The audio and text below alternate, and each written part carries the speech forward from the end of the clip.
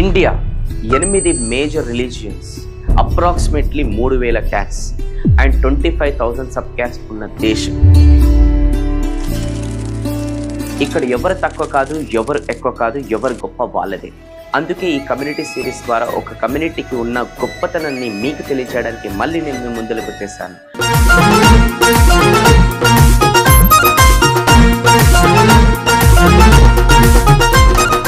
ఇంతకుముందు మేము రెడ్డి కమ్యూనిటీస్ పైన అండ్ బంజారా కమ్యూనిటీస్ పైన వీడియోస్ చేసాం. చాలా బాగా రెస్పాన్స్ ఇచ్చారు. Thank you so much.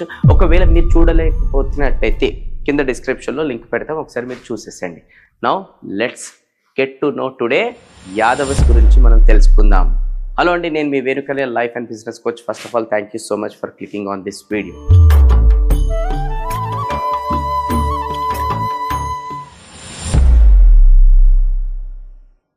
మన కలియుగ దేవుడు కృష్ణుడు పెరిగిన కులం యాదవ కులం. బలానికి బుద్ధికి మారుపేరైన బలరాముడు కూడా యాదవ కులం. గౌరవ యుద్ధమైన మహాభారతం కురుక్షేత్రంలో ధైర్యంగా పాల్గొన్న వీరులు యాదవ. ఆవలిని పెంచేంత ప్రేమ వీళ్ళ దగ్గర ఉంది. ఎదురొస్తే యుద్ధం చేసే శస్త్రీయ వీరం వీళ్ళ దగ్గర. లోకంలో అతిపెద్ద జాతిలో ఒక జాతి మన యాదవ కులం. యాదవులు ఎవరు? వాళ్ళకున్న స్పెషాలిటీ ఏంటి? యాదవుల గురించి మీరు తెలుసుకోవాల్సిన విషయాలు చాలా ఉన్నాయి. సో ఖచ్చితంగా ఈ వీడియోని ఎండ్ వరకు చూడండి.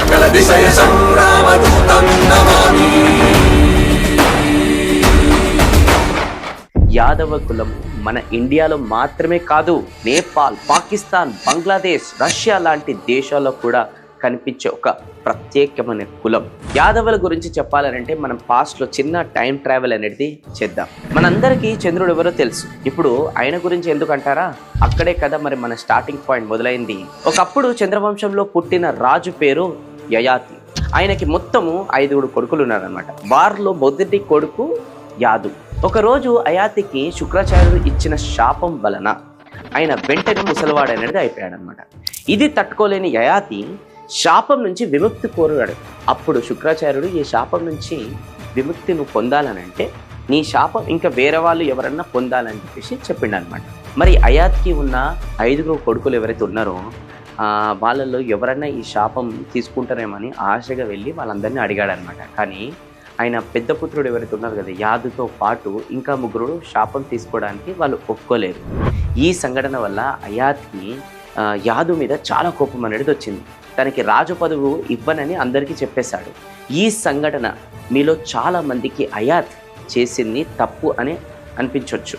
కానీ దీనివల్లే యాదు ఆయన సొంతంగానే రాజ్యం అనేది ప్రారంభించాడు. ఎస్, అక్కడ మొదలయ్యింది మన యాదవ కులం. ఇంత గొప్ప కులమైన యాదవ కులాన్ని మనకిచ్చినందుకు ఆ యాదు రాజుకి మనము గ్రాటిట్యూడ్ అనేది తెలియాలి. యాదవులు అంటే మీరు అనుకుంటున్నట్టు ఆవులు గొర్రెలని మాత్రమే పెంచే కులం కాదు. యోగాకి ఫేమస్ అయిన బాబా రామ్దేవ్ గారు, స్పిరిచువల్ గురు సే అరబిందో గారు, ధైర్యం అంటేనే మనకందరికీ గుర్తొచ్చే the great Maratha king Chhatrapati Shivaji గారు, వీళ్ళందరినీ మనకి ఇచ్చిన గొప్ప కులం యాదవ కులం. ఇంకా కరెంట్లో మన రవీంద్ర జడేజా, లాలూ ప్రసాద్ యాదవ్, నీరా యాదవ్, యోగేంద్ర యాదవ్ లాంటి ఇంటెలెక్చువల్స్ పుట్టిన కులం కూడా యాదవ కులమే. యాదవులు శాంతి, నిజాయితీ, పట్టుదలకి మారుపేరు. ఇంకా మన తెలంగాణ యాదవుల గురించి చెప్పాలనంటే ఎన్నో విషయాలు ఉన్నాయి. ఆంధ్రప్రదేశ్ మరియు తెలంగాణ రాష్ట్రంలో ఉన్న వాళ్ళు గొల్లోళ్ళు. గొల్ల ప్రజలు ముఖ్యంగా గొర్రెలు, బర్రెలను పెంపకం ద్వారా జీవిస్తారు. గొల్ల వాళ్ళు మన తెలుగు భాషని మాట్లాడతారు. వీళ్ళు ఆంధ్రప్రదేశ్, తెలంగాణ రాష్ట్రంలో మాత్రమే కాకుండా ఇంకా కర్ణాటక మరియు తమిళనాడులో కూడా కనపడతారు. కర్ణాటకలో గొల్లోళ్ళని కురువా అని పిలుస్తారు. వీళ్ళు కురుమా కమ్యూనిటీస్ కింద కూడా వస్తారు. ఇంకా వీళ్ళు ఫార్మింగ్ మీద డిపెండ్ అయి కూడా ఉంటారు. తెలంగాణలో గొల్లలు సదార్, పెద్దగట్టు, గొల్లగట్టు జాతర అయిన పండుగలను అనేది చేసుకుంటారు. సదార్ పండుగ దున్నపోతుల పండుగ అని కూడా చెప్తారనమాట. ఈ పండుగ దీపావళి పండుగతో పాటు జరుపుకుంటారు. ఈ పండుగ కోసం పెద్ద పెద్ద సెలబ్రిటీస్ కూడా వచ్చి పాల్గొంటారనమాట. ఇంకా పెద్దగట్టు గొలగట్టు జాతర తెలంగాణలో ట్రైబల్ కమ్యూనిటీ జరుపుకునే సెకండ్ లార్జెస్ట్ ఫెస్టివల్. ఈ పండుగలో తెలంగాణ యాదవులు మాత్రమే కాదు, ఆంధ్ర, ఛత్తీస్గఢ్, మధ్యప్రదేశ్, మహారాష్ట్ర, ఒడిస్సా, కర్ణాటక మరియు తమిళనాడు ప్రదేశ్ నుంచి కూడా అన్ని కులాల వాళ్ళు వచ్చి పాల్గొంటారనమాట. మన గొల్లోలు ముఖ్యంగా పూజించే దేవుళ్ళు కొమరవల్లి మల్లన్న, శ్రీశైలం మల్లన్న, ఇంకా ఎనగోలు మల్లన్న. తెలంగాణలో గొల్లె కురుములు ట్రెడిషనల్గా గొంగడిని నేసేవాళ్ళు. గొంగడిని నెయ్యడం వాళ్ళకు ఒక జీవన ఆధారం మాత్రమే కాదు, అది వాళ్ళ సాంప్రదాయాన్ని తెలిపే ఒక సింబల్గా చూస్తారు. ఎర్ర అలా లేదా మేకల పూజ లేదా పుని, గంగెద్దుల, కర్ణ, పాకంటి, రచ్చ, పెద్దట్టి వాళ్ళు కూడా గొల్లోల కిందికే వస్తారు. సరే, కొంచెం వెనుకకి వెళ్ళి ఇండియాలో యాదవులకి ఉన్న ఇంపార్టెన్స్ గురించి మాట్లాడుకుందాం. యాదవులు 12th to 13th century time పీరియడ్లో సెంట్రల్ ఇండియాని రూల్ చేశారు. Yadava dynasty capital Devagiri. ఇప్పుడు ఆ ప్లేస్ని దౌలతాబాద్ అని పిలుస్తున్నారు. వారు ప్రస్తుత మహారాష్ట్ర, నార్త్ కర్ణాటక అండ్ మధ్యప్రదేశ్లోని కొన్ని ప్లేసెస్తో పాటు తుంగభద్ర నుండి నర్మదా నదుల వరకు స్ప్రెడ్ అయి ఉన్న రాజ్యాన్ని పాలించారు. అంతేకాకుండా ప్రాచీన కాలం నుండి మరాఠీ భాష శాస్త్రాన్ని అఫీషియల్ లాంగ్వేజ్గా ఉపయోగించిన ఫస్ట్ ఎవర్ రాజ్యవంశం యాదవ కులం. ప్రస్తుత యాదవ వంశంలో చాలా వంశాలు ఉన్నాయి. కృష్ణాత్, మంజురాత్, గౌర్స్, ఆయిర్స్, అందవంశీ, గౌలవంశీ, కంగర్స్, గొల్లాస్, బత్రాజూస్ అండ్ కుర్బాస్, కోనార్స్, మనియాని, సద్గోప్స్, ఇంకా యాదవుల సబ్కాస్ట్ చెప్పుకుంటూ పోవచ్చు. అబిరా, అందక, వృష్ణి, సత్వ వంశాలు యాదవ వంశంలో ముఖ్యమైన భాగం. నేను ముందు చెప్పినట్టు యాదవ కులం అంటేనే మనకి గుర్తొచ్చేది కృష్ణుడు. కృష్ణుడు అంటే మనకి గుర్తొచ్చేది ఆవులు. అందుకే యాదవ కులము ఎక్కువ ఫార్మింగ్ ఇంకా ఆవుల పెంపకం మీదనే ఆధారపడి ఉంటారు.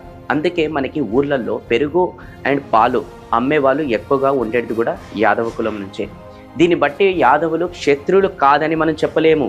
ఎందుకంటే మహాభారతంలో కృష్ణుడికి పాండవుల కోసం యుద్ధం చేసిన వాళ్ళలో ముఖ్యమైన భాగం యాదవులకే చెందుతుంది. యాదవ కులం సాధారణంగా వైష్ణవ సాంప్రదాయాలని అనుసరిస్తారు. వారు శ్రీకృష్ణుని పూజిస్తారు. యాదవులు హిందూ మతంలో క్షత్రియ వర్ణం కిందికి వస్తారు. మరి యాదవుల గురించి ఇంకొన్ని గొప్ప విషయాలు తెలుసుకుందాం. The first president of Nepal Ram Bahar Yadav Yadava కులంకి చెందినవారు. అంతేకాదు ఇండియాకి మ్యాక్సిమం నెంబర్ ఆఫ్ CMs కూడా ఇచ్చిన కులం ఏదైనా ఉందనంటే యాదవ కులమే. ద ఫేమస్ ఎల్లోరా కేవ్స్లో జైన్ కేవ్స్ని కట్టిన వారు కూడా యాదవ కులం వారే. మనందరికీ తెలిసిన the richest temple in the world Padmanabha Swamy temple Yadava కులం వాళ్ళు కష్టంతో మనకి కట్టి ఇచ్చిన గుడి.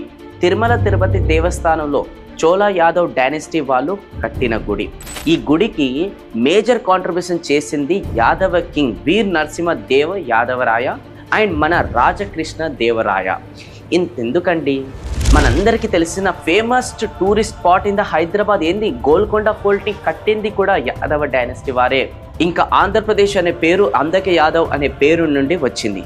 ఎందుకంటే అప్పట్లో ఆ ప్రాంతంలో వారి జనాభా అధికంగా ఉంది కాబట్టి. ఆంధ్రప్రదేశ్ మ్యూజియంలో కూడా యాదవ రాజుల కాలంకి చెందిన బంగారు కాయిన్స్ ప్రిజర్వ్ చేసి పెట్టారు. ఇది చాలా దాండి మన యాదవుల కులం ఎంత స్వచ్ఛమైన కులం అని తెలియజేయడానికి. మీరు ఇప్పటివరకు ఈ వీడియో చూసారు కాబట్టి దీన్ని బట్టి నేను అనుకుంటుంది ఏంటంటే యాదవుల పట్ల మీకు ఇంకా మర్యాద అనేది ఎక్కువ పెరిగిందని నేను అనుకుంటున్నాను వాళ్ళ కష్టంని చూసి.